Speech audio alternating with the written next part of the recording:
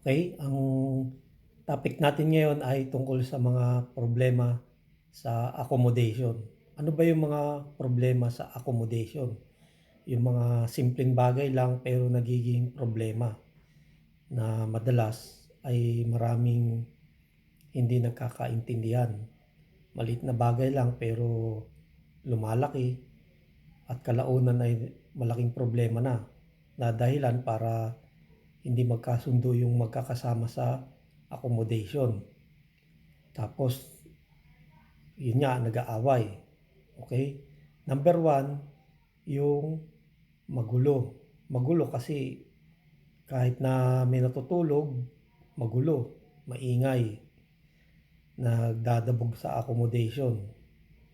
Tapos, parang nananadya pa, sabi nga nila, parang sa kanila lang yung accommodation. Hindi nila iniisip na bukod sa kanila ay meron silang kasama na nakatira. Tapos number two, yung nagpapatulog.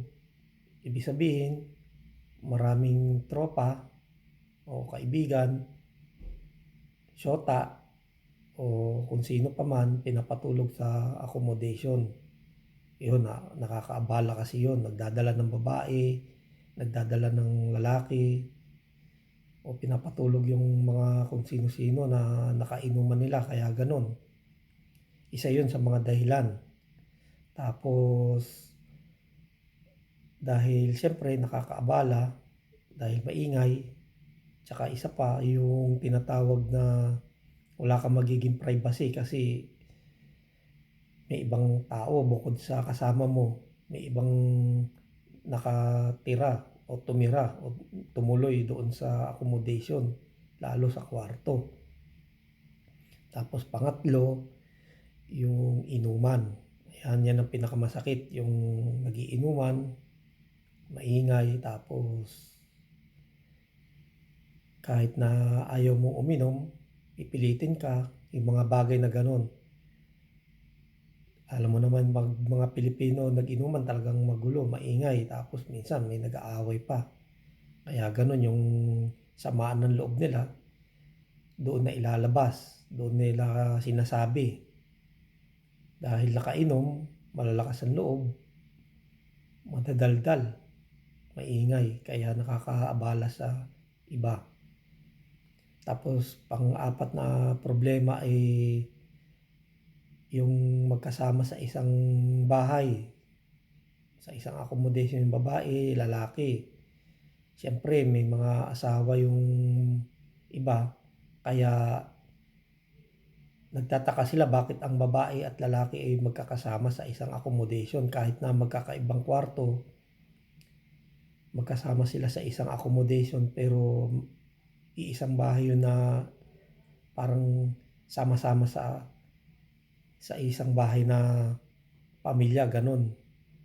Kaya madalas nagkakaroon ng tampuhan dahil siyempre nagtataka yung asawa o partner nung babae o nung lalaki, bakit ganon? Siyempre hindi maiwasan yung nagdududa, nagsiselos. Tapos panglima na problema sa accommodation ay yung hindi paglilinis, walang kusa. Yung magtapon lang ng simple na basura, magpunas ng lamesa, maglinis ng banyo, magwalis. Yan, mga simpleng bagay lang na madaling gawin pero para sa iba parang ang bigat-bigat ng katawan nila na gawin yung mga simpleng bagay na yan. Para bang may katulong sila at iniasa na lang sa mga kasama nila yung mga gawaing bahay na dapat sana ay division of labor, ika nga. Tapos pang-anim yung siyempre hindi maiwasan iba-iba yung mga magkakasama meron diyan pakialamero, masakit man sabihin pero malikot tong kamay, 'di ba? Yung mga nagkakalkal, nakikialam. Yan, pang-anim na dahilan yan. Kaya nagsisimula ang kaguluhan, ng away. Pang-pito, yung sa pagluluto. Yan, maraming nakikialam, bakit ito yung niluluto mo, bakit yan yung kinakain mo.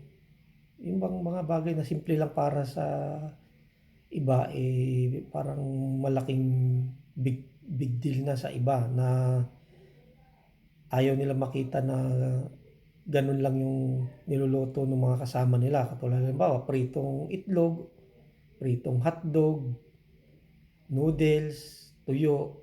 Alam mo yung tuyo sa Pilipinas, 'di ba? Yung tuyo, sardinas, itlog pagka nagkaroon ng problema sa kalamidad, ayan ang number one na ayuda. Pero pagdating sa abroad, ang tuyo, sardinas, noodles, itlog parang ayaw nung iba. Maraming napansin kong ganyan ng mga Pilipino. Sasabihin puro tuyo yung ulam, itlog, hotdog, noodles, mga bagay na ganun.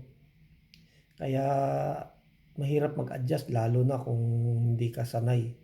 At kung first timer ka, dito pa naman sa Hungary, napansin ko ang mga first timer dito, kadalasan sila pa yung maangas na naninita kung ano yung gusto nilang sabihin tsaka gawin Ganun na lang.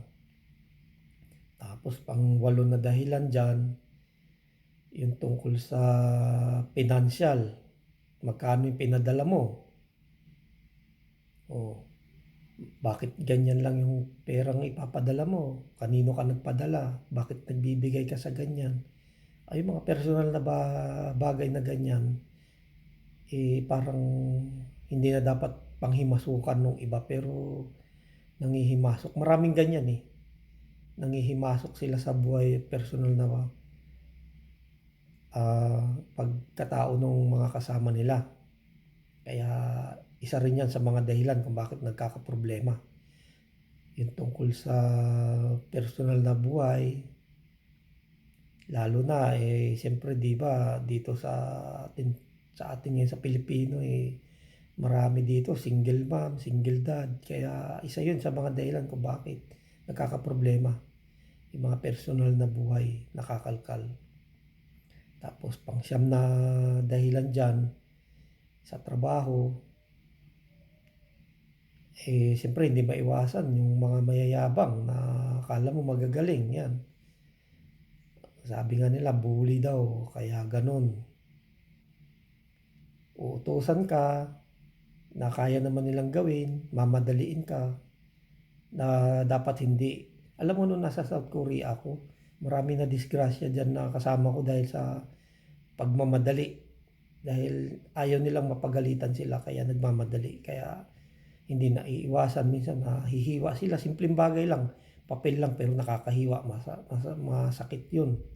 Papel na lang yun. Coupon band pero nakakahiwa, masakit pa rin dahil sa pagmamadali. Tapos minsan pag nagkakat, yun, madalas ganun. Minsan nababagsakan yung paa, yung kamay, yung mga simpleng bagay lang, minor injuries. Tapos pang-sampu na dahilan dyan, yung hindi maiwasan dyan, yung mga nangungutang. Siyempre gala ng gala, pasyal, maluho, inom, barkada. Tapos magwalang pera, mangungutang sa kasama. Wala rin pera yung kasama dahil nagtitiis, nagtitipid, budget lang para magkasya yung isang buwan na budget. Kaya ganun, nagkakaroon ng problema. Kaya yung mga simpleng bagay, lalo kung first timer ka palang mag-a-abroad, dapat masanay ka na ang kalakaran sa ibang bansa ay iba sa kalakaran sa Pilipinas o minsan parang kagaya na rin. Kasi dito iba-iba yung kasama natin, iba-iba yung tao na kasama mo. Minsan akala mo matino pero malupit pala ang pag-uugali. Kabaliktaran ng inaakala mo. Maraming ganyan. Minsan kung sino pa yung itsura pa lang na nakakatakot, iiwasan mo pero yung itsura na nakakatakot sila pala itong mababait. Maraming ganyan dito na kahit sa ibang bansa na napuntahan ko na hindi mo inaakala na ganun pala. Kaya nga sabi nga nila, ang kasabihan, don't judge the book by its cover, sabi nga nila. Kaya totoo yan. Kaya kayong mga balak mag-apply sa abroad talagang ihanda niyo yung sarili niyo dahil pagdating niyo sa ibang bansa maraming hirap, pagsubok, mga pagtitiis, sakripisyo ang inyong mararanasan habang kayo ay nasa ibang bansa, okey? Kaya good luck na lang sa lahat, diyan talaga.